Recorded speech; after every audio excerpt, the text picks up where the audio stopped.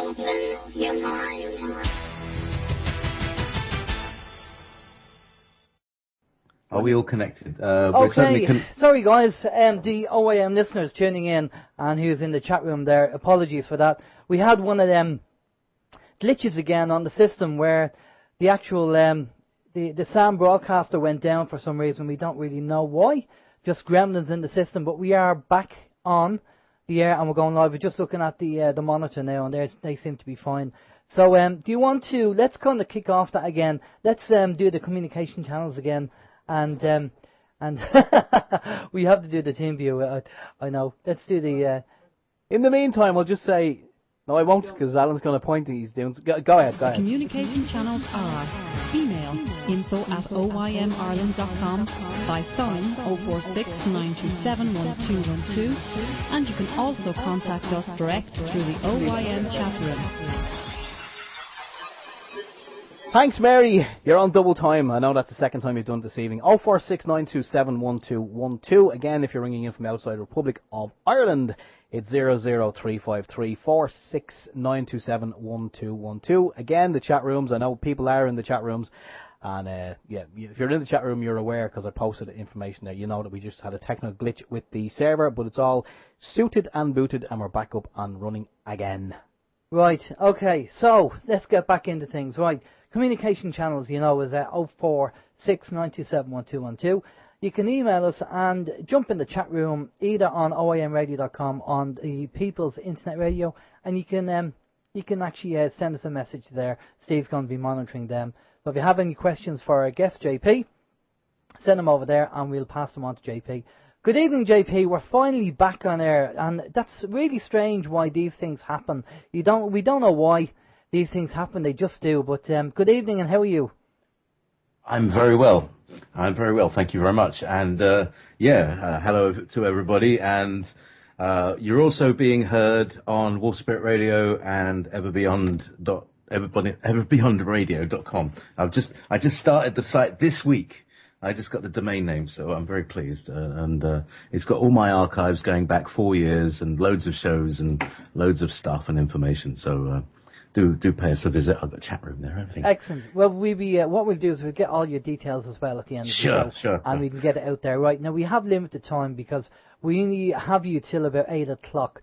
Yes. So all the kind of bits and pieces that we normally talk about during the week, we will talk about them, and we have quite a few things to talk about and let our listeners know about, but we'll talk about them after 8 o'clock. But for now, let's get into what we wanted to talk about, which is the Earth energy changes taking place at the moment. Now, this apparently seems to have been going on since probably December 2012, when we apparently went over a cusp. We moved into a different energy, for want of a better word. You probably describe it better yourself, Jaypee. And things are, people are experiencing all different things, different symptoms, not feeling well. Could be dizziness, could be lack of appetite, not interested in, probably lack of sleep as well. Aches and pains that clear up after a few weeks, after a few days. Doctors seem to know how to diagnose them because they don't know what's going on. All these kinds of things are going on, and based on people like Dolores Cannon, who talks about this move into the fifth dimension, that if these energies were actually full on, our bodies wouldn't be able to cope with it. But they're subtle energies, and it's the subtleness of these energies that are making us feel the way we do. Now, probably not everybody is feeling this, but there's a lot of people that are. So, you want to? We'll touch base. We'll start off with that and then take it from there. All right. Well, hello everybody, and hello Steve, and hello Alan, and I'd like to actually start outside of the Earth because that's where it starts. We have to look at, we're standing on the surface of a sphere that is spinning. It's then spiraling after a star that is also spiraling after another star.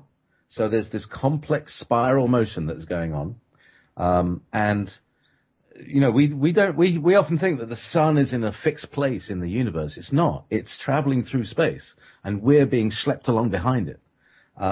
and it has now moved into a new part of space that, as you know, because everything's moving, the galaxy itself is moving. The solar system is in a constant spiraling motion. Behind the star called Alcyone, which is in the Pleiades cluster, this little tiny cluster above and to the right of Orion. That's our solar system. That's like we're on the outer edge of the solar system, and that's it, right? You know, we're looking at the cluster. That's and you know, there's more than 100 stars, and we're all kind of coursing after Alcyone, and that's cutting its way through space. So everything is like a comet, has this comet form. So the sun is dragging behind the planets, and we're sitting in its wake. Now, the reason I'm saying this is because the sun is moving into a new area of space that is what the scientists are called dirty. Now, dirt on a planetary level means like a piece of dirt is the size of a bus or an aircraft carrier. You know, that's like a bit of dust is, you know, something huge to us because we're tiny, you know, compared with planets. Perhaps planets are the normal thing. Anyway, so we have the sun is coursing. So it's now moving into, say, a place that has more selenium and iridium, like clouds of these particles. And that kind of coats the sun, creates a kind of shell around it, and it suddenly, you know, eventually the sun is doing this odd magnetic thing. It's been twisting up for 10,000 years, and it kind of starts untwisting and flinging out bits of itself. And that's what we're seeing as solar flares. And last week we had a massive solar flare, and so this is where we're getting to how the galaxy affects the planet. So the sun's going through this space. The sun is also being affected by the energy from the center of the galaxy, and this is the thing we call the wave, the galactic wave, which has been rippling out from the center of the galaxy for the last 26,000 years. It's sublight, it's particle based, but they're very, very high energy, high speed. And that comes along with, you know, bits of plasma and all these other things that are traveling on just under the speed of light. And so that area of space is then also going to be illuminated by an amount of this energy blast. I mean, it's like what comes out of something that explodes, you know, a nuclear bomb or a fusion generator or something like that, or a plasma arc. Those sort of things get expelled from these small explosions, and the galaxy is doing the same thing, and the sun's doing the same thing. And so we're receiving all these multitudes of levels of energy. So we got galactic energy and we got solar energy, like the solar flares and the things. And we see the effects of the solar flares. Last week we had auroras, very pretty. Everybody's, oh, very pretty auroras. But I know so many people, and this is where it comes down to the people, that people are being affected by this stuff. And it's not coming from the government, and it's not, you know, it's not a conspiracy against us. It's a natural process. And I believe it's heavily linked to the process of evolution in terms of what we can become using this energy. And what we might be scared of is actually something we should be looking forward to. So does that kind of sum things up for you? It does, yeah. And again, there's energy coming from what they call the galactic central sun.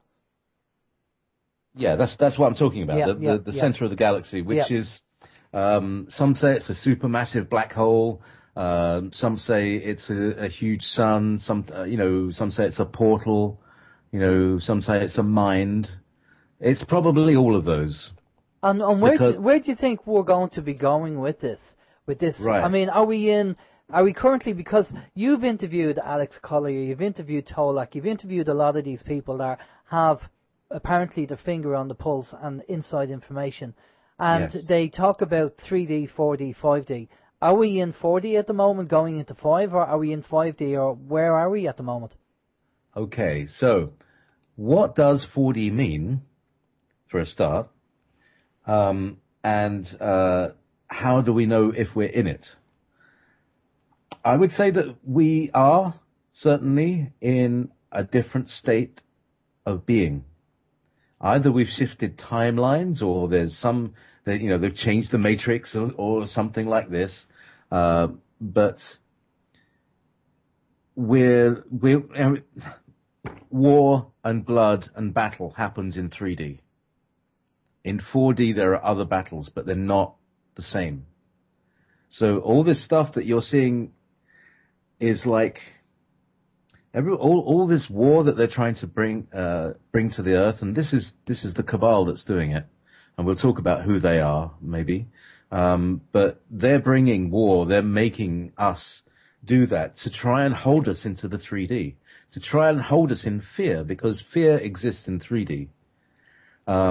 In 4D, it's a slightly different matter, literally a matter, we are able to deal with it differently. But here's one of the things. Like, how do I know if I'm in 4D or not? If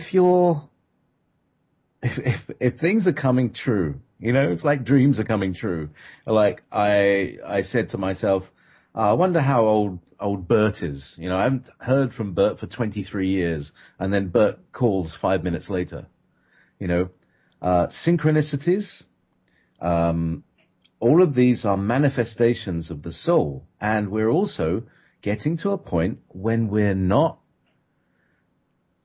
putting up with the crap anymore, essentially, and that's our soul influence. Well, funny you should say that about the individual, because believe it or not, I was last Monday. You know where I was last Monday with my son?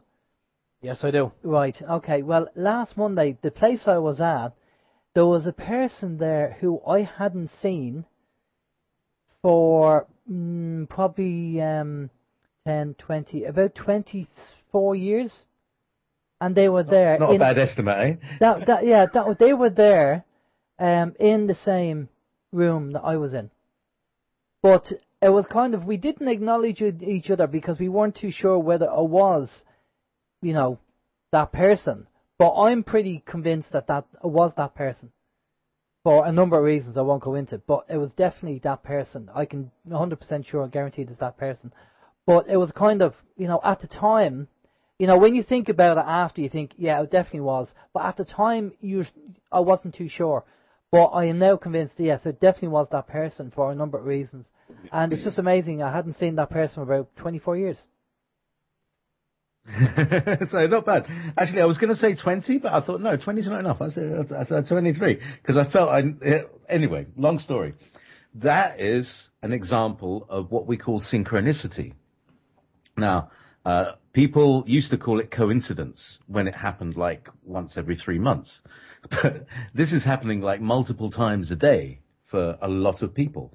This is a sign that you are in the 4D, that your mind is creating things, and they're manifesting. And in 4D, things manifest faster than in 3D, because you're able to create it with your mind, and it then manifests and appears. Or you create it with your mind, a thought form, and the thought form manifests itself into somebody else's mind, and they create the thing, and then it presents to you, and it happens backwards in time, so everything fits in. It happens like as if it's happening then. Does that make sense? No, you think it does make the sense. thought goes back in time. Somebody else in the past picks up the thought form of what you need at that moment, creates it, and delivers it to the point where it's needed. Right, Steve. Obviously, JP, you can be. I'm guessing the 4D is more of a state of mind, or more of an experience than a physical reality, if you like. Because if, let's say, Alan is in the 4D, and I'm just someone who's still in the 3D, we can still talk and we can still interact. So I'm guessing it's more of a mental, spiritual kind of journey or something, is it? Well, that's what the purpose of the journey is, yeah. Certainly, to be sure. But I'll tell you what it's like. It's a bit like two people one person works on Wall Street, and another one works in a local bank. the person who works at Wall Street has a very different perspective to what banking is about. Does that make sense? He's at a different level of consciousness. Yeah. So when you're talking about 4D and 3D, the 3D level of consciousness is very much tied into a non-spirituality. So any forms of spirituality is 4D to start with. Yeah. Well, that's good to know. And what about 5D? I mean, Dolores Cannon talks about 5D and talks about the move from carbon-based life form, which is what we are, into crystalline. So what's that all about? Right. Now, this is very interesting. It gets into the elements because we've had we're a carbon-based life form. We're all agreed on that. If you look at the table of periodicity, the periodic table, you know, the table of elements that you get in the school? Yeah. Okay, so it's organized in several rows. And these rows mean something. They mean the number of electrons in the shells. There's a certain quantum. This is what quantum means. There's the quantum energy level of the electron going around the shell on a certain atom. And to put that in a very much easier way of looking at it, we've always had the idea that an atom is like Saturn. You know, it's a thing in the middle, the nucleus, and around it runs this atom on a kind of rail or a ring. But it turns out that it's more of a sphere and a kind of cloud of probability. And this is where the scientists have real trouble, because they're trying to talk about something that they haven't got language for. Because at that point, the electron is an amount of energy somewhere, but you can't actually picture it. You can't actually photograph this energy. You can't photograph an atom because to photograph something uses light, which is as big, you know, it's the same stuff. You're trying to, don't know. Anyway, you can't photograph an atom because it's the same size as the things you're trying to use to make the photograph, so it will never resolve. So it's like trying to. It's a very difficult thing, but you can't photograph an atom because of this reason, and you can't see the energy cells. So we can only guess at what the energy shells are doing. Okay, now, many scientists will have a model that is like it's the rings of Saturn, or you could say that there's a sphere around it. Now, my very weird perspective on this says that it's not that it forms geometric forms. So the first level of an atom, so we've got hydrogen and helium, right? They're on the first plane.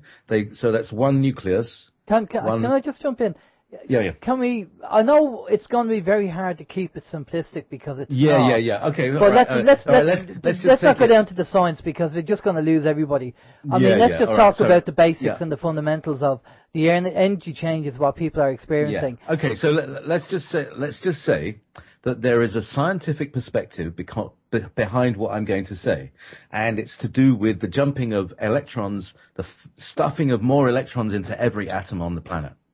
Every atom is going to have more energy put into it.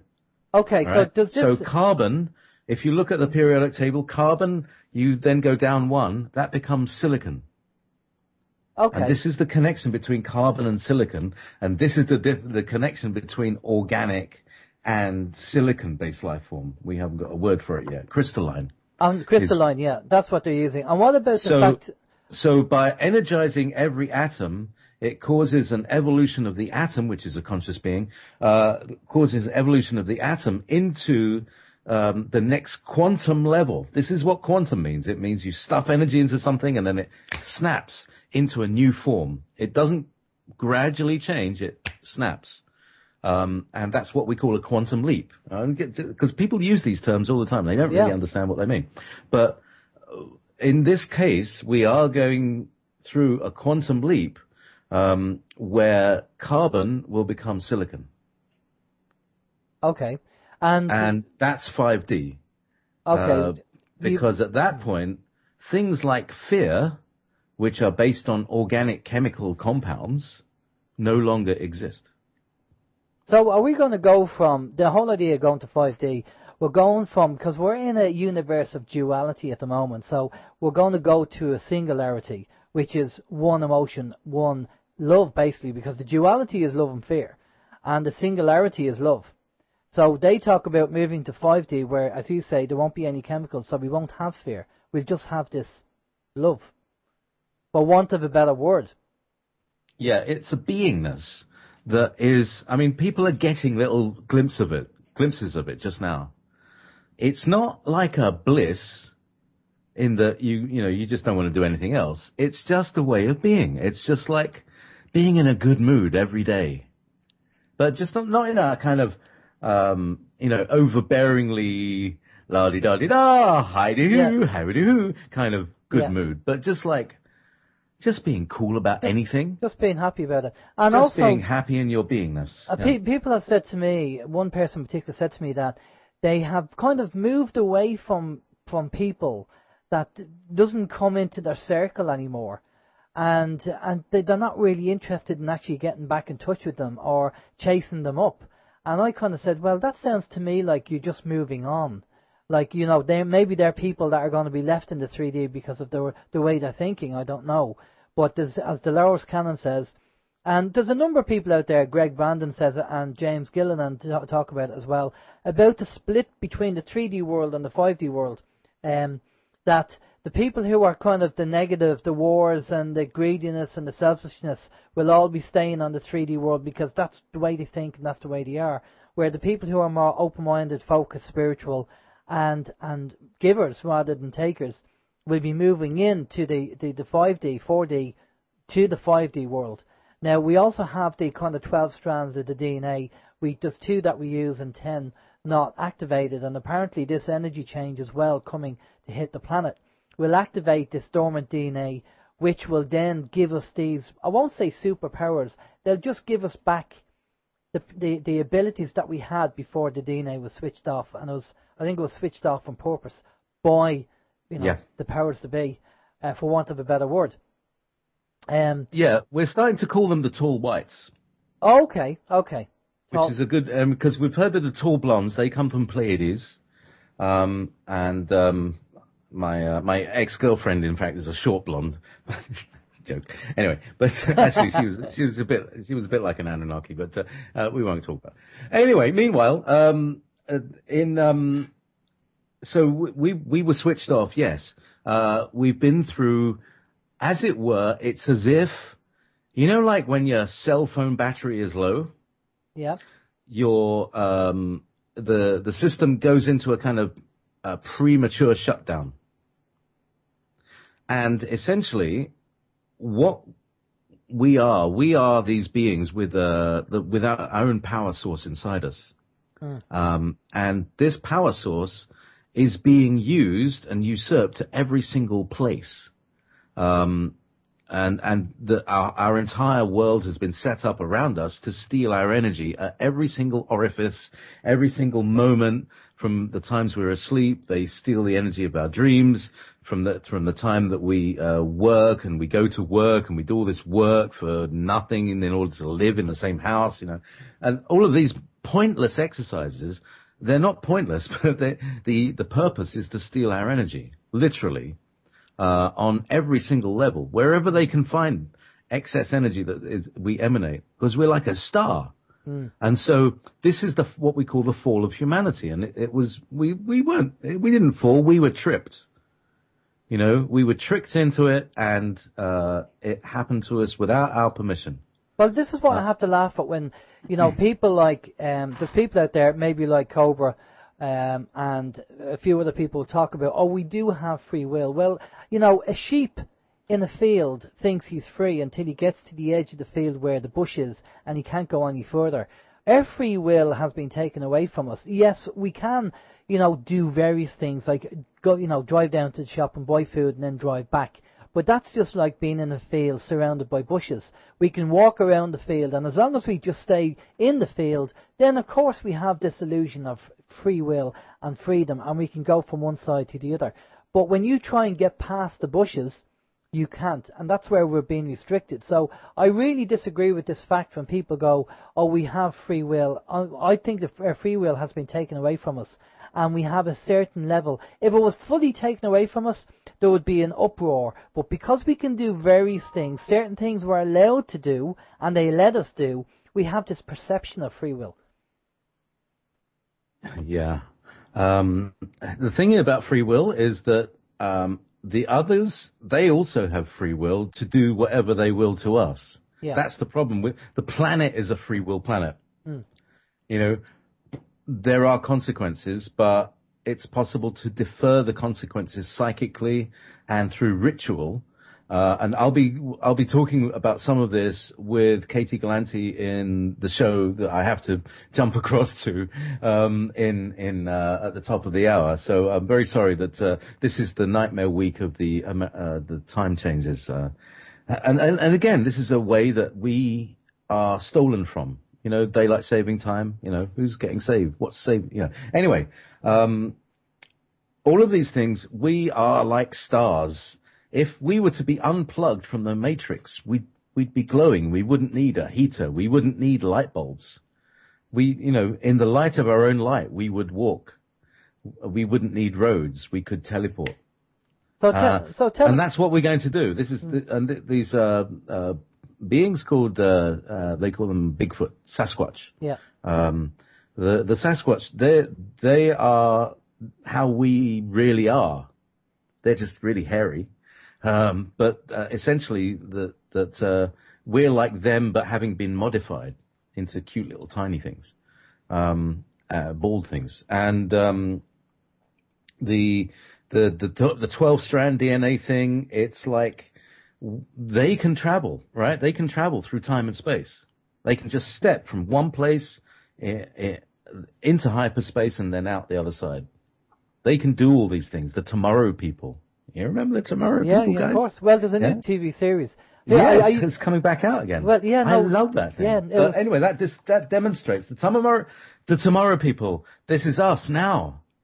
Okay, so who's the cabal that's controlling all this? Who do you think it is? Who is the cabal? I believe that the cabal arrived here about 50,000 years ago. Think the intergalactic criminals in Superman 1, the ones who got trapped in the mirror. Yeah. This is the mirror world. We're trapped in the free. Well, they weren't really. They were trapped here, but you know, it's a kind of bonus for them. They rule the roost because they had advanced technologies. They modified the beings who are growing up organically here. They accelerated evolution and all that stuff.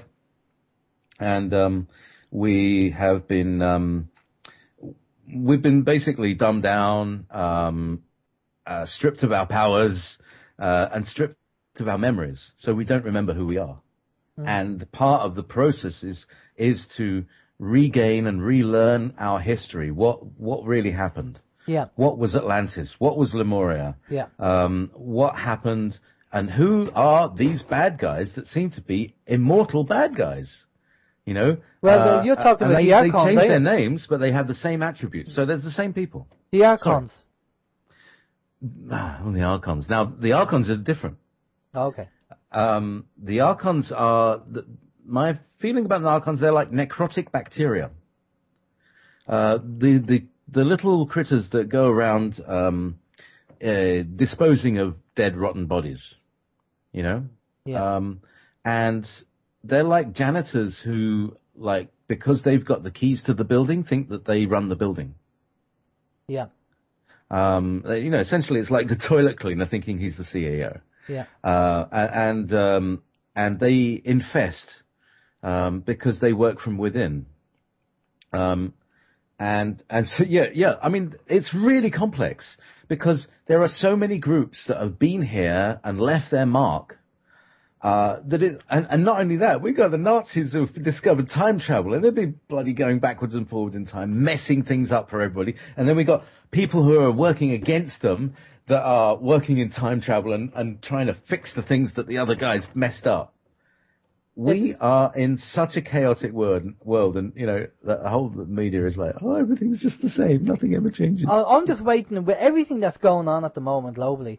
I'm just waiting for something, or you know, maybe somebody will just come down and go, okay, kids, enough's enough. You've gone and screwed the whole planet. You've just made a whole, You know, maybe it's going to be the floods again of Noah. I don't know. We have a few questions come in, so we'll do a quick hit on the questions because we know Okay, we've I'll limited try and time. answer them really briefly. Yeah, Steve. Okay, I'll just put my point down there. Yeah, we have a couple of questions, JP. The first one is from the People's Internet Radio chat room, and they're wondering, can you please ask your guest if the hydrogen atom will be getting an extra electron as well? That's possible, and something else becomes hydrogen. Yeah, it's from what I can understand, and I'm only I don't know. Nobody knows, right? But I'm just putting two and two together, and seeing what kind of soup that we're actually in. And it turns out that the galaxy is more like a soup than a vacuum. There's all sorts of stuff in it. And things change. And when we observe other galaxies, we see these rings moving slowly out from the center. And the thing that seems to work it for me is that there are these periods in when they look through core samples going back millions and billions of years, they see that there are certain cycles of things. And those cycles coincide with the cycles that the galactic wave arrives at. And what happens is that every time one of these waves has come, every creature on Earth spontaneously evolves into the next phase without any missing links. Like I said, quantum evolution. So when do you reckon this wave's going to come in? I mean, there's loads of predictions. There's doom and gloomers out there talking about certain things going to happen. People are talking about Planet X and Iribu. I mean, do you have any time scale to yourself as to when you think this might happen? All right. Now, this is a very interesting point, and I want to talk about time. It's something that Tolek, in a recent taped podcast he did, explained really well, and I'll nutshell it. If anyone's seen the film Inception, it's demonstrated in that film. But basically, when you're in a dream, all right, so here we are, we're in this thing. When we're in a dream, we can spend like 3 weeks to a month in this one dream, and you wake up and it's only been like 20 minutes. So what he's saying is that is the experience that the 4D people and the 5D people are having with us. So we're kind of going, all right, and you're going to come back next week. Now, what it is to them, an entire human lifetime of 70 years is but one day. So everything's scaled down. So humans are like, we exist in a flash. Mm.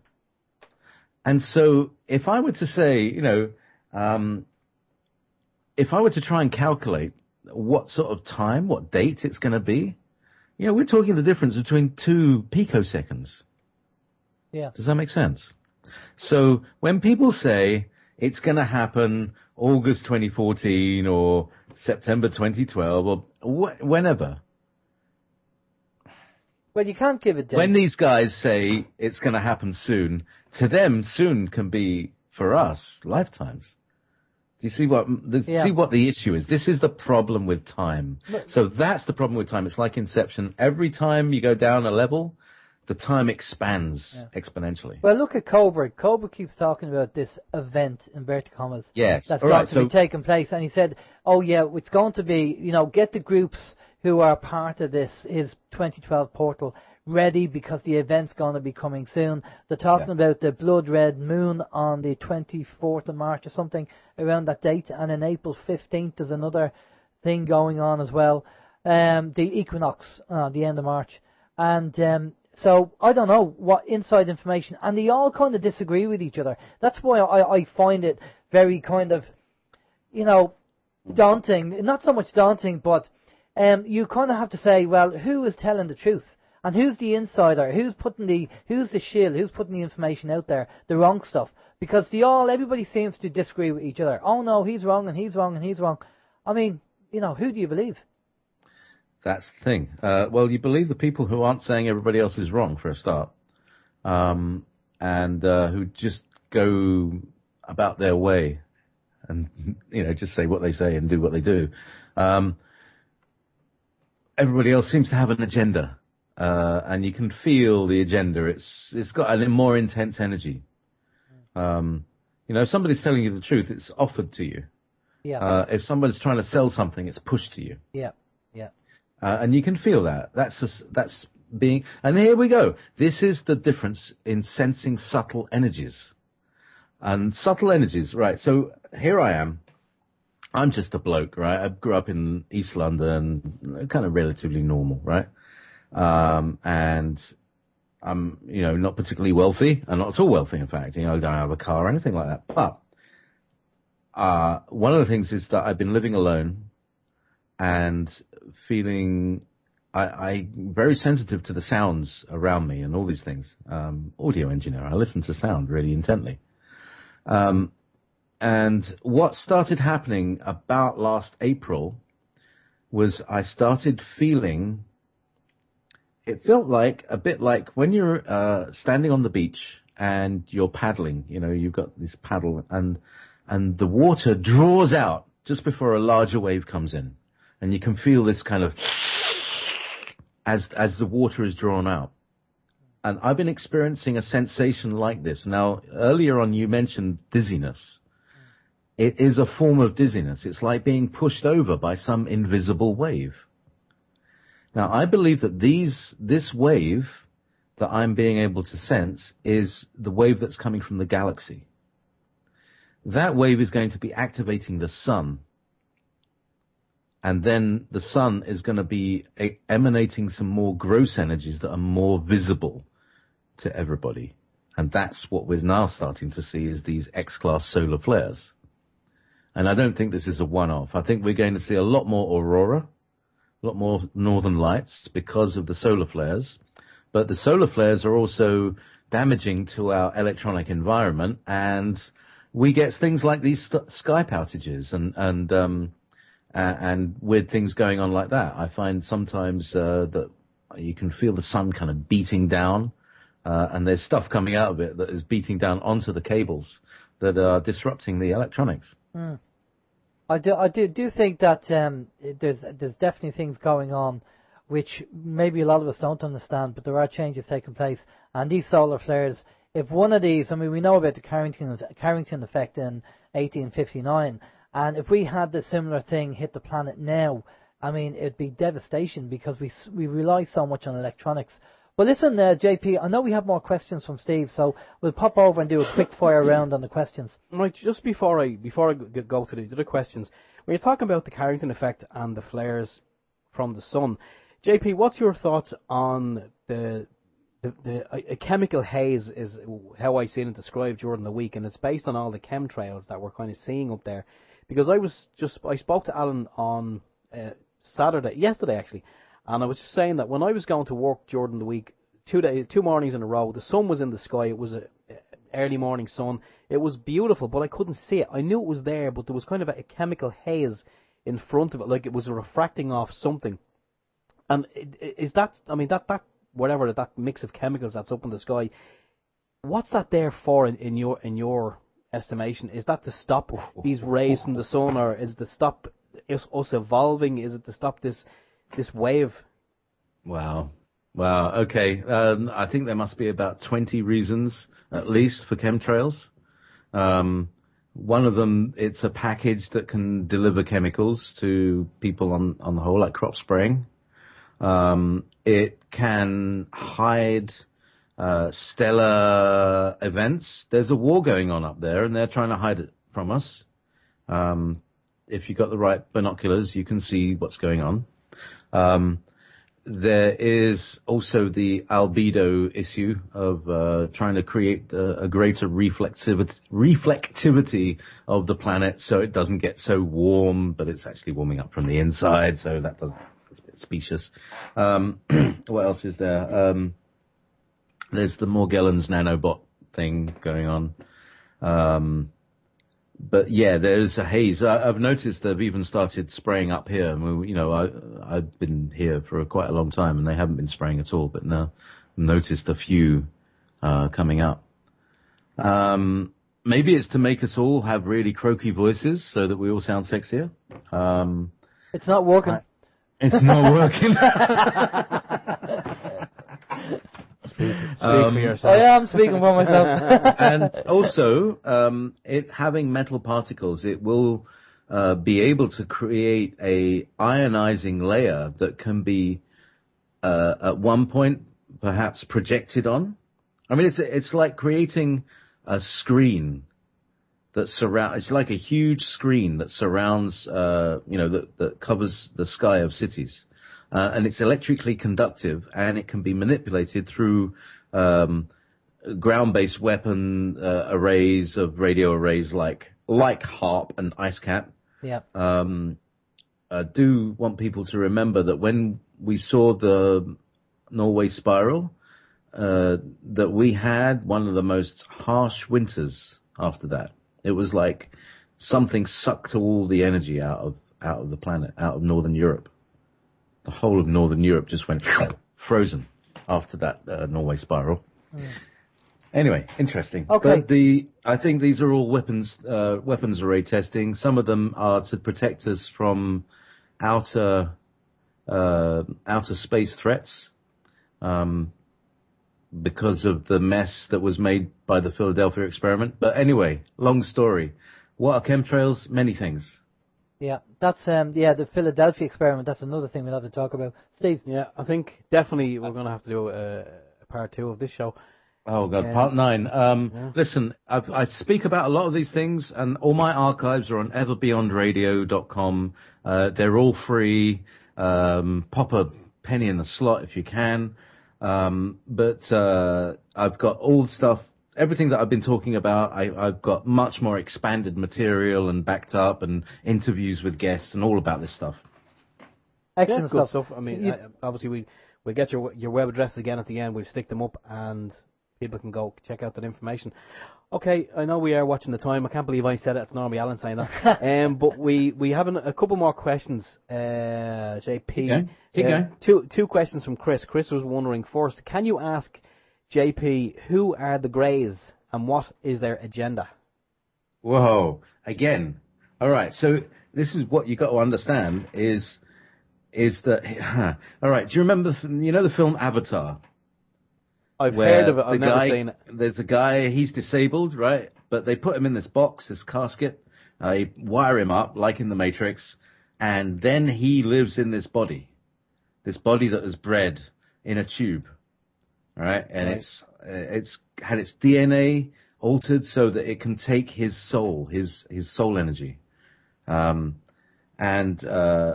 what I'm saying is that the Greys, for the most part, are like little programmed robots.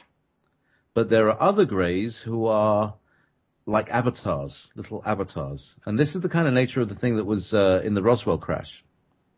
And, they weren't actually Greys. But what Greys are, they're like, they're grown from human embryos, and they're kind of like a programmable life form, PLF.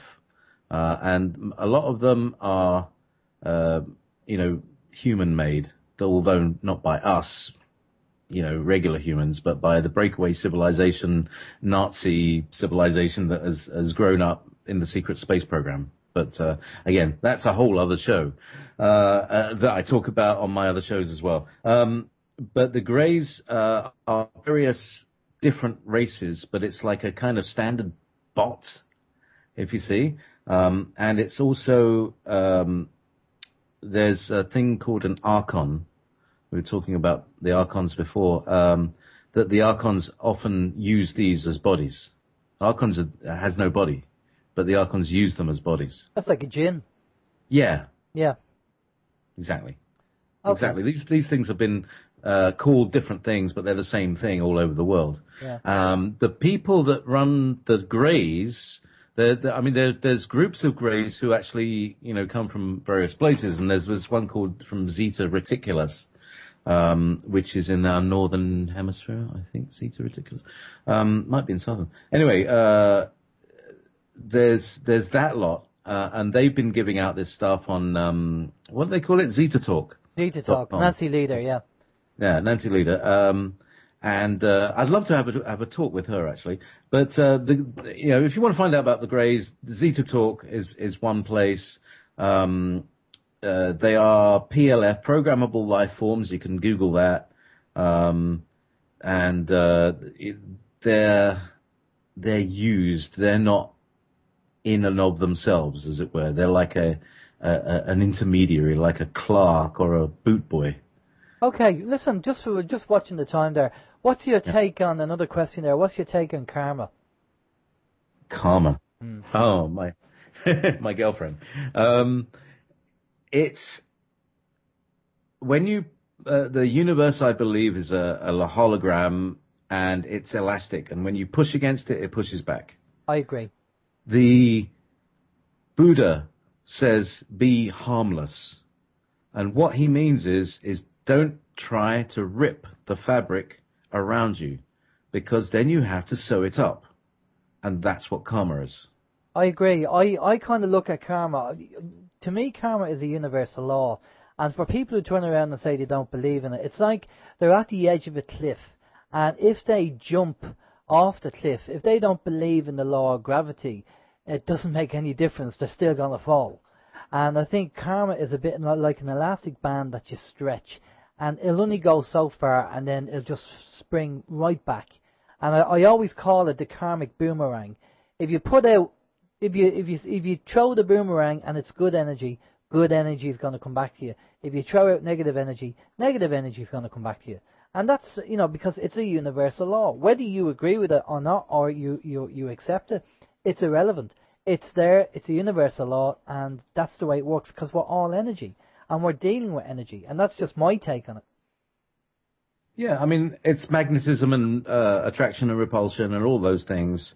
It's also frequencies. We hold frequencies. We carry frequencies. So, for instance, I could sing you a song. That's a bunch of frequencies. And you'd be able to repeat that song to other people. You can carry and transmit frequency. Yeah? Yeah. And we do that all of the time with everybody that we deal with. Everybody gives us frequencies, and some people's frequency is pleasant, and other times people's frequencies are not so pleasant, and that's what we call the rays. The frequency is also known as vibrations. So people say, oh, that I get bad vibrations from that person. Exactly. And spiritual people do that quite a lot. Yeah. Again, we're all energy. We all resonate on a frequency. And I believe it's something to do with sound, actually. Yeah. It's low frequency sound is produced by the human body. As, two people sitting in front of each other. If you were sitting, for instance, in a swimming pool, you would be able to see the waves and ripples. And somebody's, here I am, I'm talking, I'm sitting in a chair, I'm leaning against one arm, and with my other hand, I'm flinging it around. It's talking, big Magnus Pike thing. And what's going on? If I was in water, you would see me flinging water everywhere. There'd be waves, there'd be splashes, there'd be ripples. But because we can't see the air, we don't see these things, but they still happen. We give off waves, vibrations, energy. We give them off, and it's low-frequency sound waves. And some people can pick them up. Yes, and that's right. That's what psychic people are, and or sensitives or empaths. Yeah. They're able to feel and register those frequencies that not everybody sees. For instance, I'm colorblind, so I don't see certain shades of green and brown. But that doesn't mean I can't see finer shades of blue. Yeah. So I see, everything is, I see it different, but it's still the same frequency. No, definitely agree with you on that. And I think, people need to probably do more research on the whole karmic thing, even though, as you say, Buddha mentioned about it, that's more from a religious point of view, I suppose. But no, not at all religious. Well, not at all religious. Okay. He said, basically, the Buddha is here to end karma. Okay. Karma is what traps us here. And karma is perpetuated by ignorance. And so we're kept in a state of ignorance, so that we're kept in a state of karma, so that we're kept here. And that is the prison that our minds and spirits are in. Right. Does that make sense? And a lot of this, Dolores Cannon talked about the 3 waves of people that are down here, and we are, our age group is the second wave of people. Yes. And funny, she said that a lot of these people end up not getting married or having kids because they don't want the karma. They just want to come down, do the job, and then go. Mm-hmm. And you probably find people that are like that who are, haven't never been married. They've been in relationships but never actually been married. And the kids thing, well, you might have 1 or 2 maybe, but as a full kind of, family commitment, and getting married and all that, I think, it's we're not family guys. Yeah, exactly. I mean, that's just the way it works. I think it's funny because I was with my son today. We've got this very strange, very independent family. We've got 2 kids who are very, we don't all live together at all. Yeah. We live in different parts of the country, and they're young. But yeah, that's the way it is. It's just the way it works. Listen, I know I know you have to go because you have to go and do the radio show. I'm looking at the time.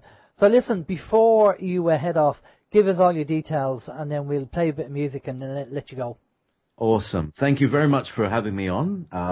My radio show is Sunday evenings starting, they're based in PST, in Pacific time, because the other station, the other half of the station is Dave Corso in Nevada. So wolfspiritradio.com, www.wolfspiritradio.com, is like, that's my kind of the group that I'm in. But I've also got my own independent website that has my own archives on it. And on Sundays, I kind of run my station on Wolf Spirit Radio's stream, and also my own stream, and sometimes on No Borders Radio. It gets complicated, yes. And I have a show on Revolution Radio on Mondays. But so everything can be whenever I'm on radio, it'll be on everbeyondradio.com. And you can get there and get redirects. So everbeyondradio.com and wolfspiritradio.com. That's where the big chat room is. Excellent. We're going to have to do a part 2, JP, because I could, as I said, I'm happy to do a part 9. There's a lot of stuff to unfold. Exactly. And I'm very happy to spread out this, what I've learned. And that's really what I've learned. Definitely. Well, we'll do it sooner than later. We'll get it organised because there's so much going on. I think that's something that we have to talk about. We haven't really touched base on it. I haven't even told you about Alex Collier's message. Anyway, well, this is it. This is why we need to have the full interview. Yeah. But as you know, unfortunately, time doesn't allow it. But listen, stay with us for a minute there. We'll just go off to a musical break, and we'll be back after this. This is Open Your Mind Radio on OYMradio.com, UnitedWeStrike.com, and PeoplesInternetRadio.com. And we're back. That was Jaypee, the wonderful Jaypee. Some great information there. A little bit of Go West, Don't Look Down. A favourite of mine from back in the day when music was real. There's none of this manufactured bands. They just got up there and banged away on the instruments and made some sounds. It was good music. And now we are 80s guys, so what can I say? Well, yeah, as Steve said, a big thank you to Jaypee for coming on. There's so much going on with the energy changes. I'd recommend people go to Google and type in Dolores Cannon and listen to what Dolores Cannon talks about. And then there's another guy called James Gilliland who is part of the ESETI program, and he has a ranch over there which you can actually fly over to, and you can sit out on the ranch and watch all this UFO stuff that's going on. And then Greg Brandon is another chap that talks about the changes taking place on the planet. And I think there are changes taking place. I mean, I know we can easily get very bogged down with all the negative stuff, and just bear in mind that there's shills out there, there's trolls out there, and the media is still being controlled, but there are kind of shoots of light coming through where information is coming out and being exposed of what's going on, and people not accepting things anymore. And we're going to be talking about a few of them things, good and bad, on either side. But before we do that, I'd just like to say that we had the United We Strike Radio Marathon on yesterday, and it was a great show, loads of great people there, great information. The podcasts are available. If you go over to UnitedWeStrike.com, the podcasts are there to have a listen to and see what you think. And they're all there. They were all put up, so it was a good show, as I say. Now, very quickly about the T-shirts.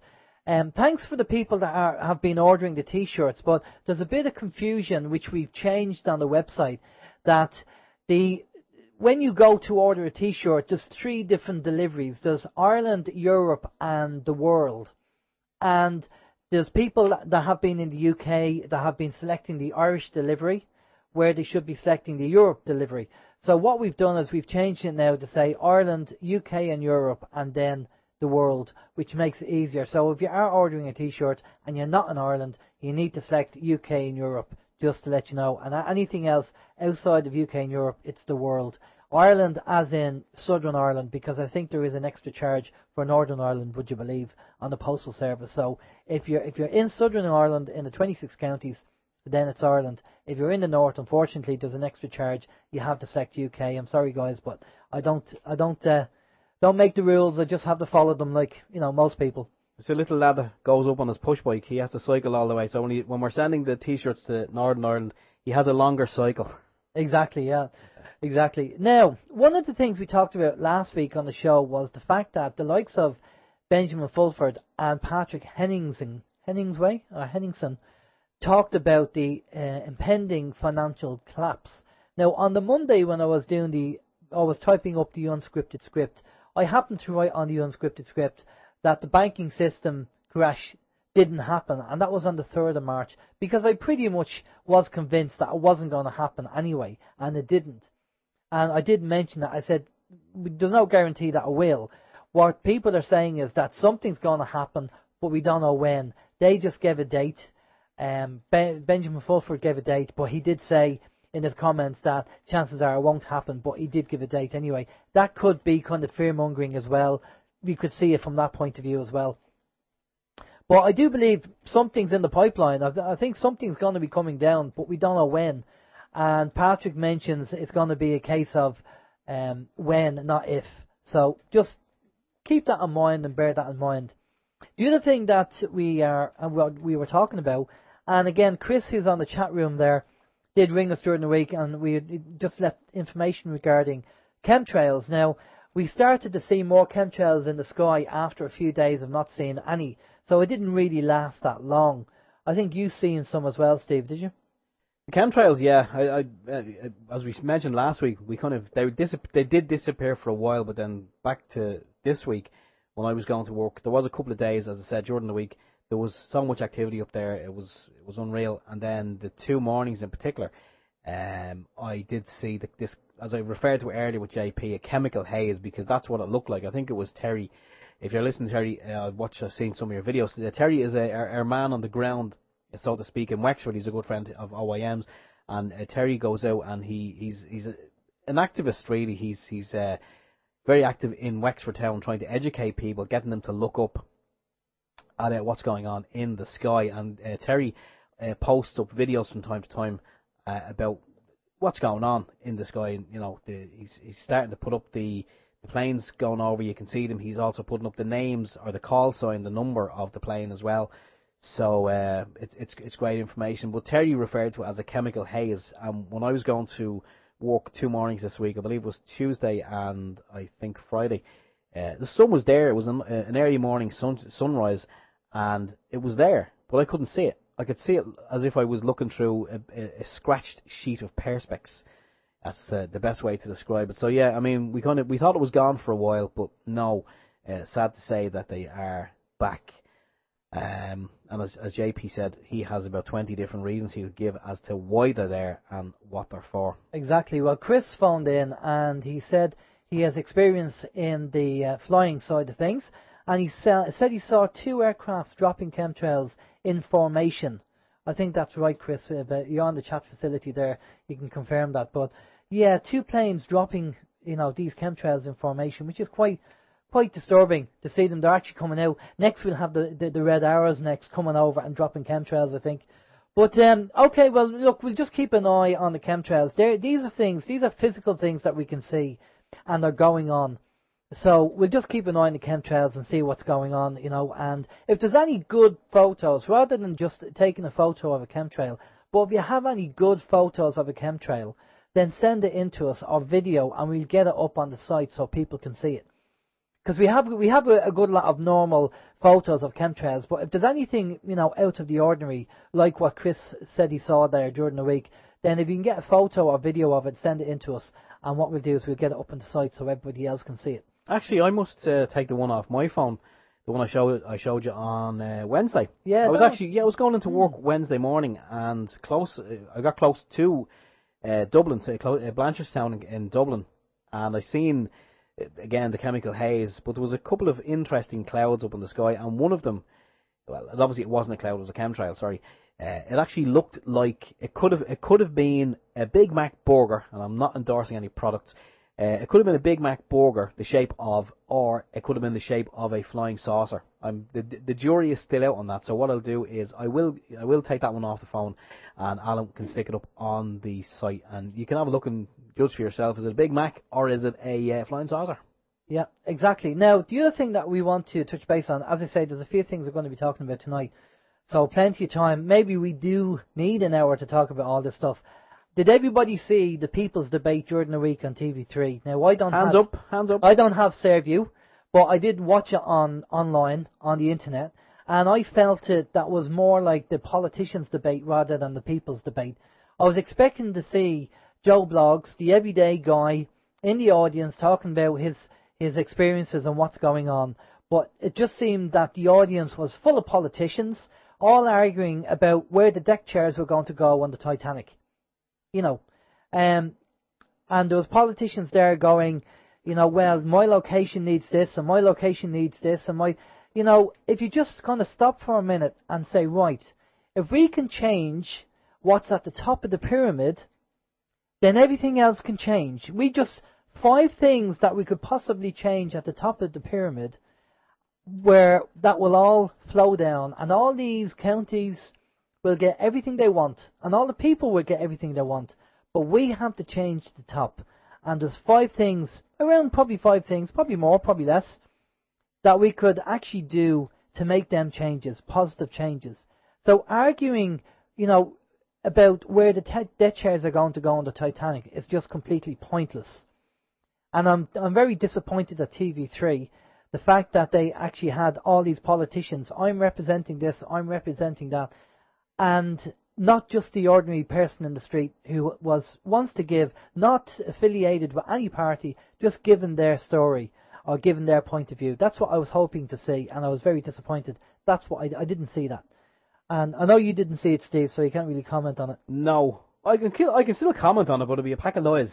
Probably like all the politicians that were on this debate. Yeah, I mean, that angers me too when you have something that's called the People's Debate, and as you rightly said, you expect to see regular people, the people who are trampled on, the people who are experiencing the austerity, and not these highly paid politicians, just talking rubbish. Exactly. Yeah. I mean, as I say, I didn't rate that at all anyway. But there you go. Just a comment on the People's Debate, or the politicians' debate, which is what I call it. Now, the other thing that I don't know whether people are aware of this.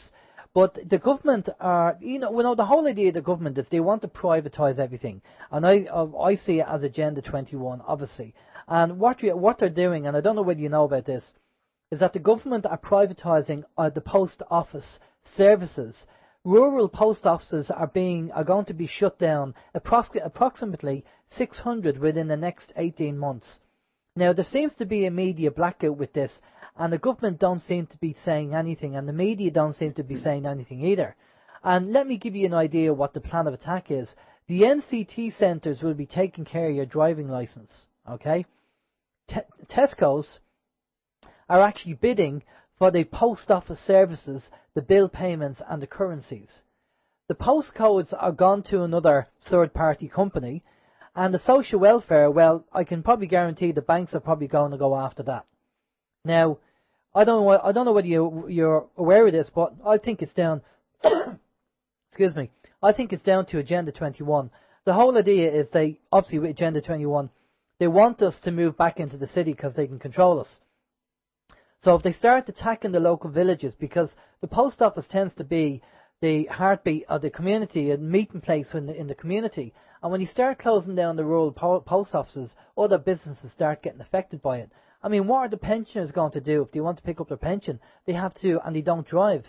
How will they get into the local town to go to the post office? So I feel personally that this is, Agenda 21, and this is part and parcel of the master plan. What do you think, Steve? Well, as we touched on this last night on the marathon, and I agree. I think it is Agenda 21, and as you mentioned, like, we know a lot of people that live in small little rural towns in Ireland, and the post office and probably the local shop and the local pub, but mostly the likes of the post office, they're the central hub, not just for going in and collecting your pension, but kind of for meeting people and having a chat and just catching up. Because like where I live, that's exactly what happens in the post office. It's kind of the central information hub, if you like. And for people, as Alan mentioned, for people who don't have cars, you're going to have to travel, or even if there's no public transport, you're going to have to try and travel now to another town or a village just to collect your pension. Or maybe the government, maybe they might be good. They might just say, well, I'll tell you what we'll put it straight into your bank account. Just give us your bank account details, and once we have them, you won't even have to worry about going and collecting your pension. It'll just go straight into the bank. Right, so there's no bank in the town, so we still have to go anyway. But once they have your bank details, then they can take out whatever they like anyway. They can put in your old age pension. But if you don't pay your water charge, we'll take it out of that. Don't pay your household charge or your property charge, we'll take it out of that. I don't know. Agenda 21 at its best. I think, as you said, Agenda 21. We haven't even seen it yet. We haven't touched we haven't scratched the surface. We talked about that before when we were one of the talks in what was that, Waterford or Wexford? I think it was. Where was that, Wexford? Where we done the talk? I keep getting it confused. I thought it was Waterford. Waterford, maybe it was Waterford. Yeah. Okay, Waterford, so it is. But yeah, there was a lady there we spoke to, and she was so well clued in on Agenda 21, and she educated us. I mean, well, she definitely educated me. But as Alan said, you go on to any of the local authorities, the local county council websites here in Ireland, and just kind of trawl through all the crap that they have up there. But you will find mention of Agenda 21 in there, because it's definitely on the cards. The government is well aware of it, and so are local councils. And we need to put a stop to it. I had one or two political parties posting stuff in the post, and I actually caught them. They put it in the post box and were walking off, and I went out, I took it out of the post box, and I actually walked out and I said, see that, going straight in the bin. I said, I don't want any crap in my post box. But I mean, these guys are just being paid to post this stuff out, but I'm just making the point. How's your week anyway? My week's been fine. Not too much to mention, actually. What did I say, Jordan? I just seen there today, actually. I think it was Washington, D.C. Again, I can't rightly remember, but they've decriminalised, as we just meant. We're just kind of shooting the breeze there after we let Jaypee go. And I was just mentioning to Alan, I did see that cannabis for personal possession, I think it's a small amount for personal use only, has been decriminalised in, I think it's Washington, D.C., one of 17 states to go down that road. And we were just kind of kicking it around here as to why are they doing it, and I was just thinking that maybe it's because people are starting to wake up in America and they're starting to ask questions. Maybe they're turning away from TV and they're getting more interested in what's going on in the political world, and they just want to educate themselves, basically. And I mean, I'm guessing the American government certainly don't want an educated population. They don't want educated citizens. They don't want citizens who know their rights. They want citizens to just chill out, relax, go back to your mundane lives and leave us to run the country. So my thought was that they're after decriminalising this just to, get the people high, get the people smoking the cannabis. And I guess the government will probably be supplying it as well. So therefore, you have people who are beginning to wake up to what's going on now. As Alan and I said earlier, obviously to ourselves, ye all didn't hear it, that cannabis and the use of can open up neuron pathways in the brain. So therefore, if you're already starting to have an open mind, this is going to help even more. So therefore, my kind of thoughts are that if the government are going to decriminalise it, I suspect they will probably supply it as well, or it'll probably be available only from certain outlets. So once they can control the supply, well then sure they can genetically modify it and put in whatever the hell they like. Well, I was just thinking there, will they have GMO cannabis cigarettes? Would you be surprised if you seen them? No, not at all. No. Not I wouldn't at be all. surprised either. And then people are kind of going, this is great. We're starting to wake up and blah, blah, blah, and we can start having a joint now and expand our minds. Well, you're probably going to be wrong, because I'd say if you're growing it yourself, that'll probably be still a criminal act, you know. Well, there's some countries where they allow you to grow it. You can grow it yourselves, but you can only grow 6 plants. Anything, you know, if you have a garden full, that's not for personal use. You know, but if you have 6 plants, you never know. Yeah, you never know. I'm having the friends round. Yeah. But if you can grow up to 6 plants, which is for personal use, after that, then you become a dealer. But I don't have a problem with that, and I think it'd be better if you grow your own, you know where it's coming from, and, you know, leave it at that. But it's just the whole medical benefits of cannabis is fantastic. There is a great website out there on YouTube called Granny Smokes Pot, and it's about all these grannies in America who are actually smoking cannabis, and they feel fantastic. Their health is brilliant. And they said that it's the best thing that they've done is to smoke this. So check out YouTube, Granny Smokes Pot, very good video, all about the benefits of cannabis. So I'm really focused on the health benefits of cannabis, not for the fact of smoking it as a recreational drug, but just like the benefits of cannabis in itself. We know that Ricky Simpson, you know, has formulated the actual hemp oil and curing cancer, and that's where my focus would be, that's where my interest would be, doing that. So again, you know, I can't see that happening in Ireland for a long time.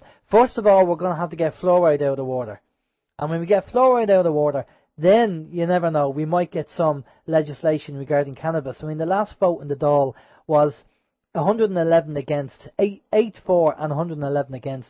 I mean, talk about closed minds in the Dáil. Really closed minds. Unfortunately, those closed minds come with open mouths. Yeah, exactly. So everything has to change. The people at the top have to change. There was a video going around. I mean, we're jumping around here for a minute, but there's a video going around of Lucinda Creighton walking to one of our meetings, and the guy was videoing her, and he was asking her questions and saying, well, Lucinda, what do you think about this? What do you think about that? And she just blatantly ignored him, just carried on walking. And these parasites are in government. Why do we vote these people in over and over again? I mean, the people who turn around and say, well, I'm going to vote this group, I'm going to vote this party or that party. Unfortunately, you're either part of the problem or part of the solution. All these mainstream parties are part of the problem. If you keep voting for them, then you're part of the problem, because you're not realising what's going on. So we need to wake these people up to what's going on, to these politicians. But there you go. I'm off my soapbox. What's next on the agenda? Next on the agenda is something, a film, a movie if you're in America, or a film if you're in Ireland. A film I watched with my wife recently. She wanted to see it, and I was just telling Alan when I came up. Normally, I like to watch something that's uplifting, and like Alan as well, I'll watch something that's funny, because I feel, you know, I don't want to watch something that's going to make me sad. But my wife asked me would I watch a film with her recently, and I said I would, and I did. It was called The Dallas Buyers Club. I just kind of seen a quick, a trailer for it, and it looked alright, but nothing that would really kind of interest me.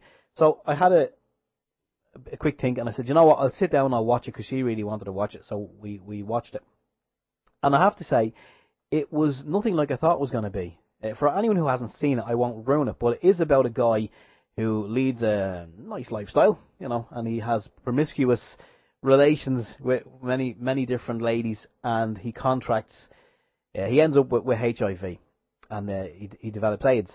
And it's his journey trying to get cured, basically. He was given 30 days to live, and he went on his own journey. He wouldn't accept it, and the only drug available was AZT. Now, as I said to Alan, I'm not sure if this was just a film for the hell of it, or if it was actually a true story. I don't know. I didn't look into it. But he goes on a journey and he finds that there are certain drugs that can be used in combination, but they're only available kind of underground from Mexico. So he goes up to Mexico, he gets the drugs, and he brings them back, and he has to kind of use different tactics to get them back. This story it's supposed to be based around 1987. You can kind of tell by the phone. He actually has a cell phone, and wow, brought me right back. But yeah, he goes on his journey. He has to use different disguises and different guises to get the drugs back. And just see Lucid on the chat says excellent film. And yeah, it's educational because he actually ends up in a court case because he can't get these drugs where he lives in the US of A. He has to go to Mexico to get them.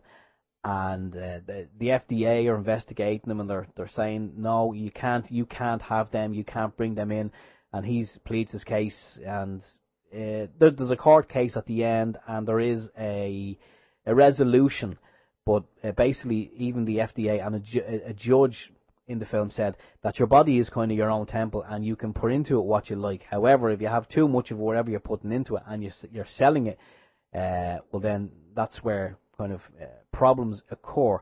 But the whole kind of thing behind the film is he is helping other people, much to the dismay of the FDA. But he starts up the Dallas Buyers Club, whereby people join the club. I think it's a membership fee of $400, but he gives the drugs to them free. So therefore, he's not actually selling anything.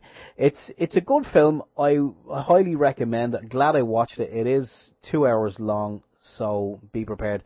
Make the popcorn and make sure you're wide awake. Don't go watching it at 11 o'clock at night. But I'm not going to say too much more about it. But it is a good film.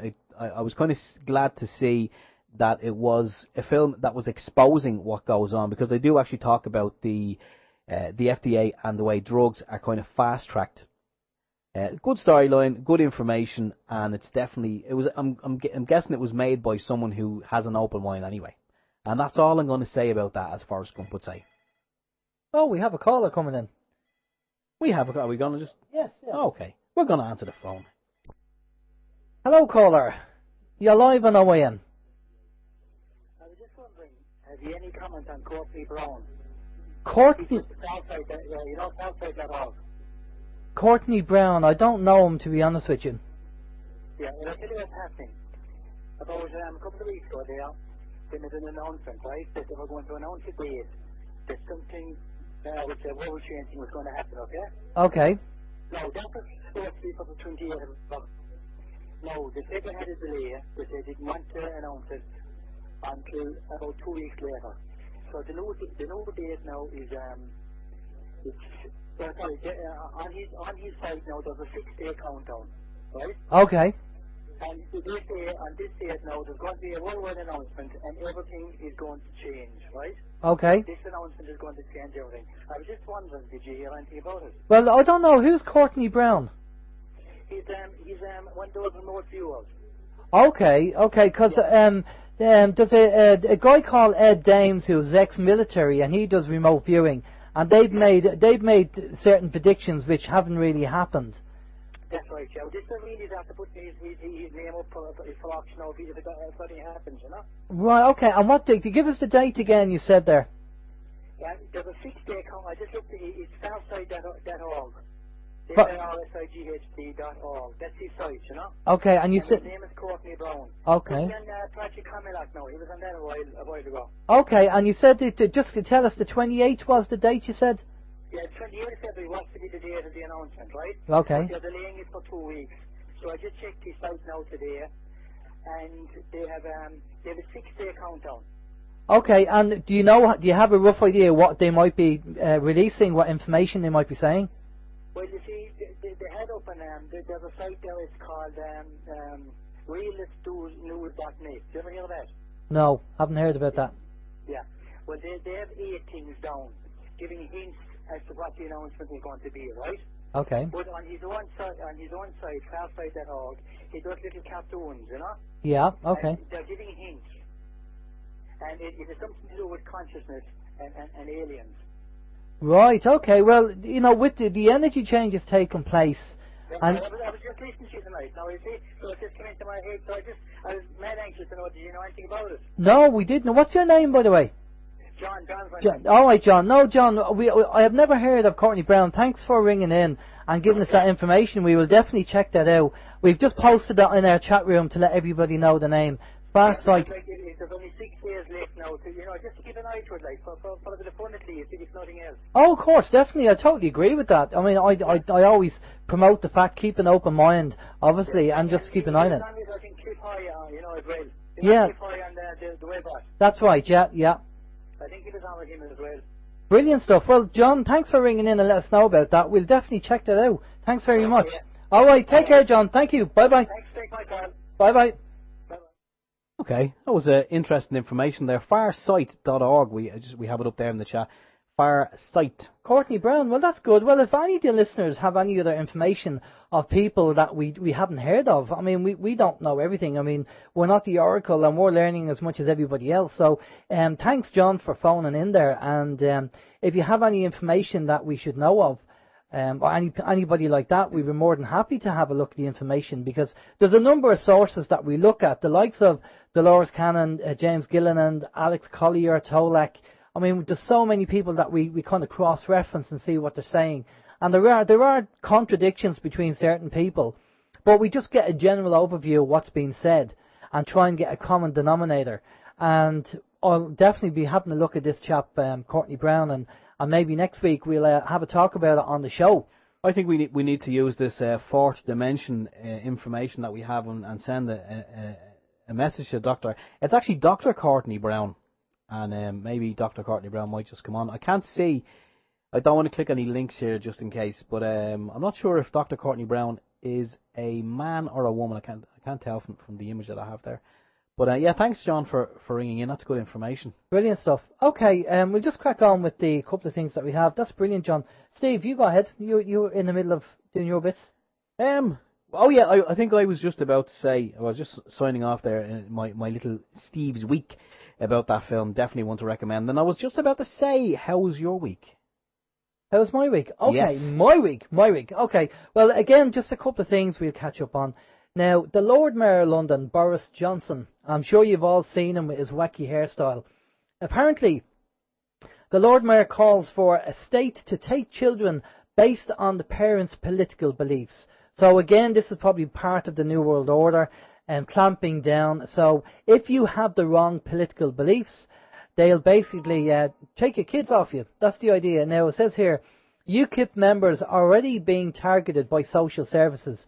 Parents with radical political beliefs should have their children taken by the state, according to London Mayor Boris Johnson. A chilling prospect given that parents who support major political parties like UKIP are already being targeted by social services. So if you have a difference of opinion, now I know they're probably looking at people who are really radical, i.e., telling their kids to, become suicide bombers or something like that. I don't know. That's really radical. And if they are indoctrinating their kids in such a way that the kids grow up to want to do that, it is a bit mad. But at the end of the day, what do you do? I mean, I think it's a good idea if it wasn't the New World Order involved. But because we know the New World Order is involved, we know what their plan is, and it's not for the safety of the children. They'll probably put them in foster care or ship them out and sell them or something like that. You know what the New World Order are like. So it's a very kind of catch-22 situation. What do you do? But you definitely, because the New World Order is involved, I'm not too sure about that one. We'll let you make your mind up on that. But check it out, Boris Johnson, that's what he's saying. That's what he's trying to do over there in the UK. Now, the other thing that happened during the week was one of the biggest oil refineries in Europe went on fire in Russia. And they think that it was an attack on Russia because of Putin and what he's doing with the Ukraine. And there's a huge blaze. If you go online again and Google it and type Russia attacked oil refinery, you'll actually see the video footage. And, people are kind of, speculating that it could be not just an accident, there could be something more to it than that. So, something to have a look at anyway and see what you think. Now, going back to Ireland, we got an email in from one of our listeners, and they talked about Apple computers, and the heading here was Apple sent billions offshore to avoid Australian tax. And it says here, Apple computers shifted billions in untaxed profits from its Australian operations to Ireland over the past decade. A report said Thursday, as the government vowed to stop global companies from dodging their fair share of tax.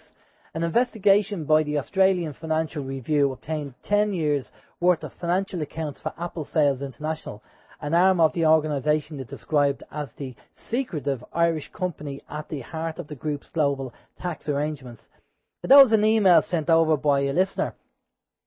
Thanks for that. Again, we ask listeners, if you come across links of interest, send them over to us. We're always looking at them, so we can mention them and talk about them. Now, what's the chances, Steve, of the Irish government knowing about these billions coming into a bank account in Ireland and them not saying anything about it? I wouldn't say they know anything about it at all. At all? At all. I don't know anything. I was looking the other way. It's not. We know nothing about it. It's just resting in the account. It's not ours. Oh, it's Father Ted situation, is it? I'd say it is, yeah. It was resting in the account. Okay. And do you reckon with all these billions in the bank, how much interest would be charged and banking fees charged for billions of money landing in a bank account in Ireland? I'd say there'd be a penny or two now in interest, wouldn't there? I'd say there'd be a couple of lunches out of that money, wouldn't it? Absolutely. Wouldn't you say that? Yeah, there's a couple of lunches on the jet off in foreign climes, I would imagine. I reckon. Now, I mean, we're not saying anything against the Irish government at all. We know how squeaky clean they are, and they'd never do anything like that. It's this is just news that we got a link in from that was in a newspaper over in Australia, I think. And we're just passing on, reading out the information. I know our government would never do anything that's illegal, immoral, and our law-abiding citizens never do anything like that. So they wouldn't be involved. They wouldn't know that. Would you stop? You'll have me loving them now. It's amazing, though, isn't it? You have to go to halfway across the world to get news that's happening in your own country. It's a bit like Russia today. Because you know the way the American news is not reporting certain items, but yet you'll see it reported openly on RT. Actually, did you see during the week that because of Putin and what's going on in the Ukraine, that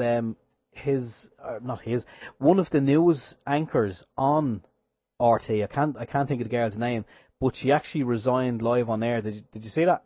I heard about a news anchor, Abby Martin. And I assume you're not talking about Abby, you're talking about the other girl. No, it's the other girl.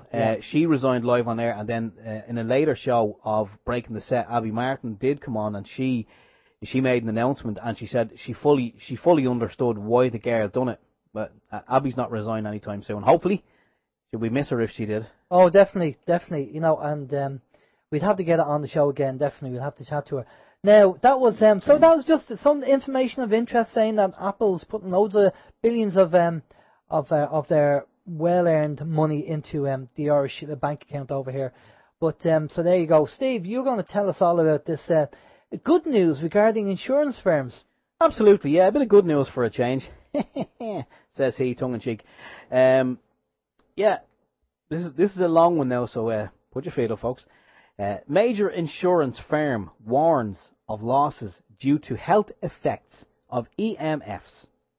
It continues. Specialists from the emerging risks team at leading global reinsurance firm Swiss Re, that's SWISSRE, are warning the insurance industry that unforeseen consequences of electromagnetic fields could lead to a raft of claims and significant product liability losses within the next 10 years. In its Swiss Re Sonar Emergency Risk Report 2013, which covers risks that could impact the insurance industry in the future, the company categorizes the impact of health claims related to electromagnetic fields, that's the EMFs, as high. It also acknowledges recent reports of courts ruling in favour of claimants who have experienced health damage from mobile phones. Yes, you heard that correctly, mobile phones, and also says that anxiety over risks related to EMFs is on the rise.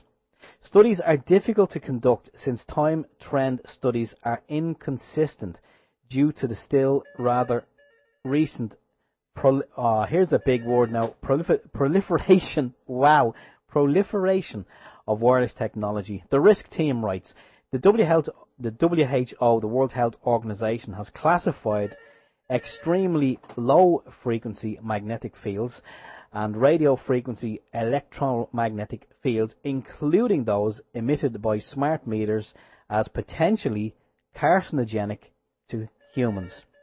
So there you go. Your insurance company will probably not insure you against any of these EMFs. And it's amazing because we've seen the likes of these reports arise from time to time from different sources.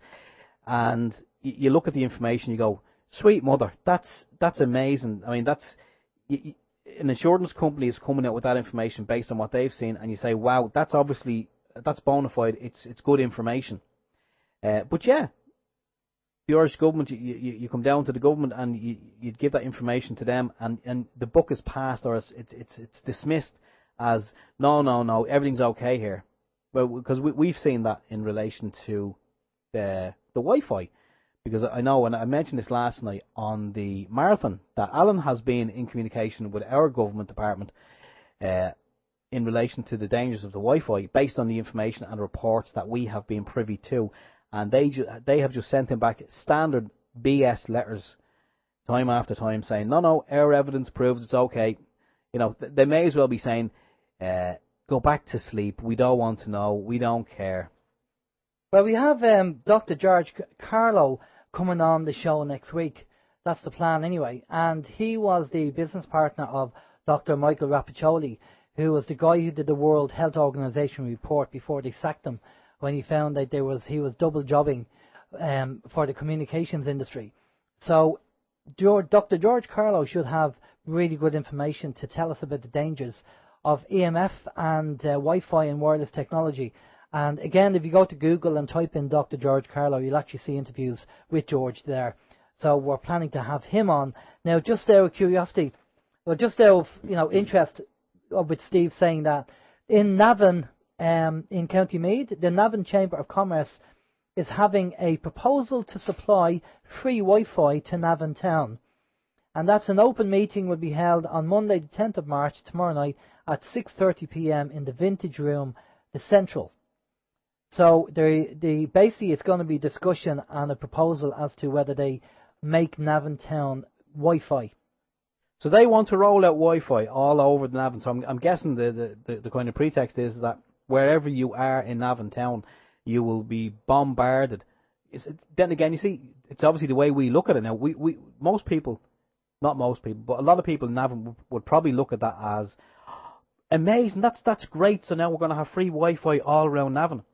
But yeah, when you're privy to the information, you now look at it as if, holy mother, these people want to irradiate us 24 hours a day, 7 days a week. I mean, I'll be honest, I used to, well, I still do, I suppose. I do go shopping from time to time in Navan. But Jesus, if I'm going to be bombarded now with that sort of radiation, I think educated people will look twice. But anyone who has any information or would like to maybe submit their findings or their research or their thoughts, it's www.navanchamber.ie, and they have a Facebook page as well. It's navan.chamber, and email navan. No, there's no email address, but yeah, navanchamber.ie. Maybe if anyone is in the locality or just some concerned citizens out there, if you want to maybe just go to their website, drop them a quick email and let them know of the dangers of this stuff, probably wouldn't do any harm. Wouldn't do any good either, though. Well, to add it to the mix, forget about the Wi-Fi in Navan. Here's another thing. An ambitious project known as the Outernet is aiming to launch hundreds of miniature satellites into low Earth orbit by June 2015.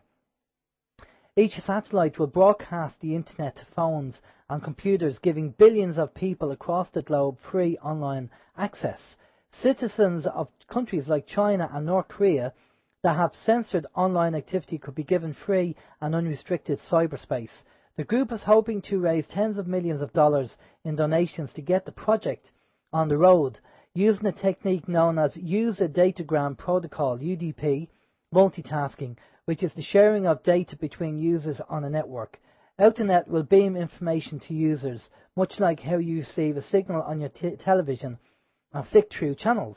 Outernet will broadcast the internet to you and allow you to flick through certain websites. So maybe this is part of the internet too, where you're going to have this subscription service and you'll only be able to access websites that the government wants you to access. But that'll be us off the net anyway, for starters. Exactly, yeah, exactly. And a lot more besides. Well, their plan of attack will be to, if you want to have a website, you will actually have to go and register with the local council or get a license or get permission for the website, and you'll have to tell them what the website is and why you need it and all this kind of stuff. And this is part and parcel of the internet too, which is what they're talking about, and restrictions on internet too. So keep that in mind, because they do want to control the internet. The internet is kind of, when the internet launched, I think they thought they could use it as a propaganda, purely propaganda.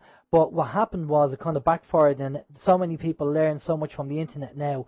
It's very hard to. They can't even. I mean, they talk about having a kill switch for the internet, but they can't, because the internet, you know, the way it's designed, it was originally designed for the military, and if one part goes down, the data can be rerouted. That's the way the internet was designed, purposely.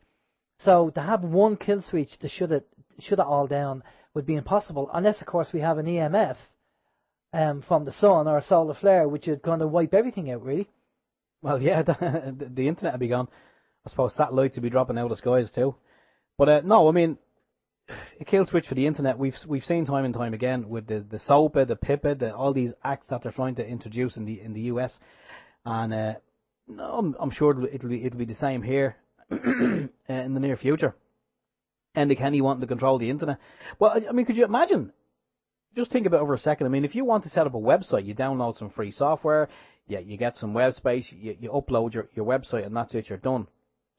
But in the future, I suppose, you'd have to submit an application. It'd be like everything else, though, wouldn't it, Alan? You'd have to submit an application to your government, whereby, what do you want? Want to set up a website? What's it going to be in connection with? Well, it's going to be in connection with exposing all the corruption from within inside the government. There's the door. Yeah, you'd be showing the door quick enough, wouldn't it? I mean, they're hardly going to go, yeah, okay, yeah, let's go ahead with that. Yeah. Well, we just have to, we have to stop this. Anyway, this Courtney Brown chap might have some information, and the plan might change. Now, just touching base on, I'm sure you've all heard about the plane gone missing in Malaysia. And again, there's certain speculations regarding what happened and whether it was something that was an accident or whether it was just something more to it. Now, there is a website out there on YouTube of a guy who runs it called Dabu7, DAB007, I believe, and he has the flight plan from Flight 24 of the plane. And he has some interesting information on that flight plan. And one of the planes that's on that flight plan tends to go 3 times, 4 times faster than any other plane in the area. And then it goes to a certain place and then it just stops in the air, which is very strange. But the other thing I was reading during the week when I heard about this plane going down is that 20 top, not scientists, but people who are developing technology, and the technology they're developing is the electric car. 20 top scientists developing this electric car were on the plane. Would you believe? Coincidence? Synchronicity? Don't know. So that's interesting. There's 20. I think there was something like 12 from one country and 8 from another, something like that. But there's 20 of them on the plane who are developing, either they had developed or they were in the process of developing an all-electric car. And they happen to be on that plane, and that plane goes down. Now, we've heard before about scientists and people developing free energy devices and disappearing or getting bought out, or, you know, everything else that goes with, you know, the oil companies wanting to shut people down. So it's very strange. I'll leave that open to you and let you decide, you know. Let you decide, yeah, have a look at that. Go over to YouTube and there's a chap called Dabu7, DAB007, and he has the Flight 24 flight plan of the aircraft. And you see one plane going faster than the other planes and then stops. And he's kind of asking the question, what is that plane? Why is it going faster than all the other planes on the screen? So you have to ask these questions. Again, we don't know. I mean, they keep talking about these two people that didn't have a passport and they had a wrong passport. That could be a red herring. That could be just to put people off the scent. There could be something more to it than that. So don't believe what you hear in the media, especially the mainstream media, and just ask yourself questions. Yeah, as I was going to say to kind of tongue-in-cheek that, well, as I said to you earlier, my mother-in-law, she's a great woman. No, I love the woman to bits, of all the highest regard and respect for her, but she's very conditioned by what she reads in the printed media and what she sees on the 6 o'clock news, if you want to call it news. We call it propaganda ourselves. But yeah, she was on the phone with my wife earlier today, and she was just talking about, isn't it disgraceful that these two people were able to sneak onto this plane and blow it up, and well, words to that effect anyway. And my wife said, well, sometimes it's not it's not the way it appears in the media. Maybe they're making it up as they go along. She said, was the plane found? She goes, I don't know, but sure, they blew it up. And she goes, well, maybe they didn't. Maybe there's more to it than meets the eye, and maybe you need to have a little open mind, and because with all the heightened security and all that, all these scanners and all this carry on, anal probing before you get on an airplane. But yet they say within a matter of hours of the plane going missing, they were able to say that there was these two people on board and they had dodgy passports. Well, surely to Christ that if you had a dodgy passport, you wouldn't get on the plane in the first. You wouldn't be let on the plane.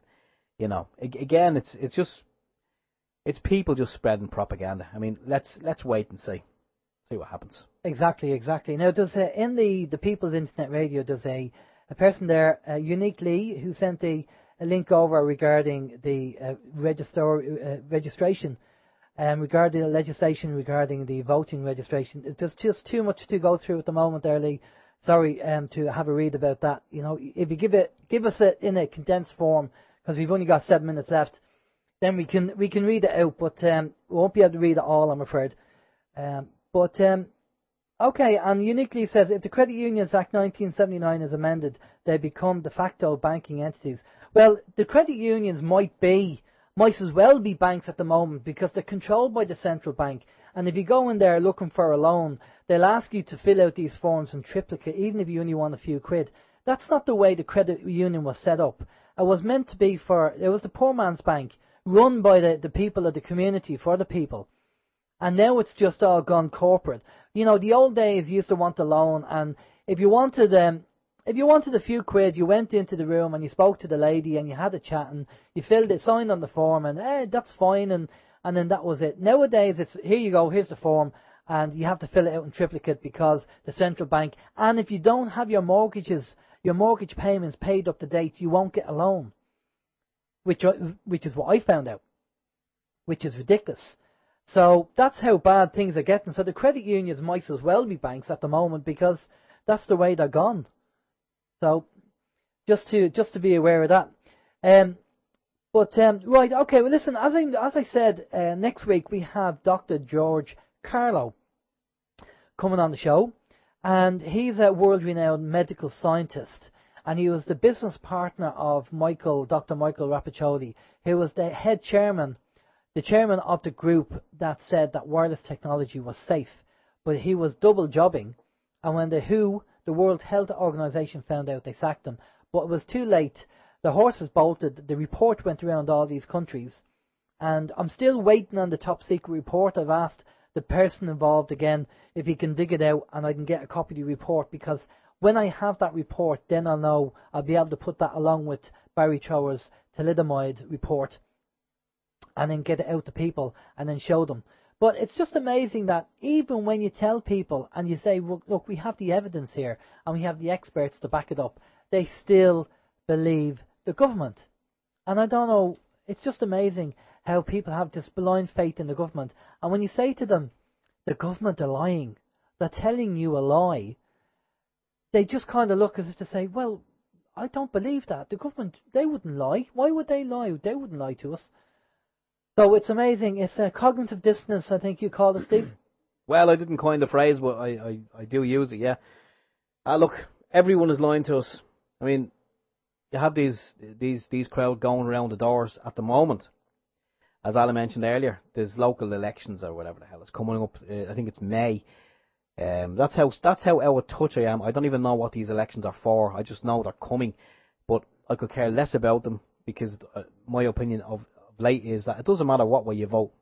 And again, I'm going to quote Alan. It doesn't matter. It's like it's a circus, and you're only going to vote in which clowns are going to be in, and that's really it. But yeah, they're all coming around the doors. I've got a couple of flyers in the door from various people. The latest one was brilliant. I mean, one of the political parties over here at the moment is the Labour Party. They're kind of very instrumental in fecking up the country.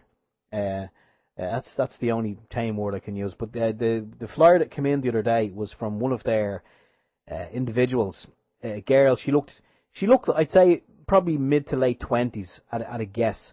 So she may know what's going on. I don't know. But the caption, and I love the captions because there's people out there getting paid thousands, I imagine, for dreaming up these captions. And on her little flyer was her name, which again I've forgotten, but the caption I won't forget. What was it? I can't believe I've just forgot it. Oh no, fresh face, fresh ideas. And you're thinking, well, that's catchy. So whoever wrote that, job well done. Fresh face, fresh whatever. But see, these people don't know what's going on. Of course they don't have a clue. Look at George Lee. We talked about George Lee. 9 months. He went in. He found out that the whole thing was institutionalized, and he left after 9 months. Yeah. That's just the way it is. That's the way and these kind of career politicians and family politicians, they all have to be taken out. They all have to be taken out, and I don't mean with a sniper rifle, although some people might think that way. No, they just have to be removed from government and decent people put in. But again, if a party doesn't offer direct democracy as a process, then I'm not wasting my time with them, because that means that they have their own selfish interest at heart. If they have the interest of the people, they will put direct democracy in. For me, it's a no-brainer. So My first question is, do you support direct democracy? Are you going to put it in? If they go no, then I go, okay, don't waste my time. But look, I mean, even if you ask them, do you support it, and they say yes, and you ask them, are they going to implement it? If I vote for you, will you implement it? And they say yes, I still wouldn't vote for them anyway. My mind's already been made up of what way I'm gonna vote. And as Wheeling 3 in the chat room there says on the OYMradio.com, we're running in the local elections. That's DDI, and Wheeling 3 is running in the West Wicklow area. Well, best of luck, Wheeling 3. I'm sure that you will have a very, very good chance of getting elected, or at least coming high in the runnings anyway. Okay, so we've reached that time. We've a minute to go, so we'll just say goodbye to everybody. On People's Internet Radio at 9 o'clock, you have Tonight on Talking Tea with JC Ceylon from Get Out Debt Free. So I hope I pronounced that right. Talking Tea with JC Ceylon from Get Out Debt Free. Okay, for myself, have a safe week, take it easy, and if you have anything, you come across anything interesting, email us, call us, let us know. For myself, Alan James, we'll see you next week. Bye-bye. Okay, and from myself, Stephen George, I'm going to bid you adieu, and it's been a great show. And yeah, Jaypee, we're going to definitely have to have a part 2 with Jaypee. I know a lot of the information, as someone did say on the People's Internet Radio, it's kind of new age stuff. Well, I don't know if it's new age, more so a new way of thinking. We'll find out soon enough, I suppose. So until next week, from myself, Stephen George, have a great week, and stay safe.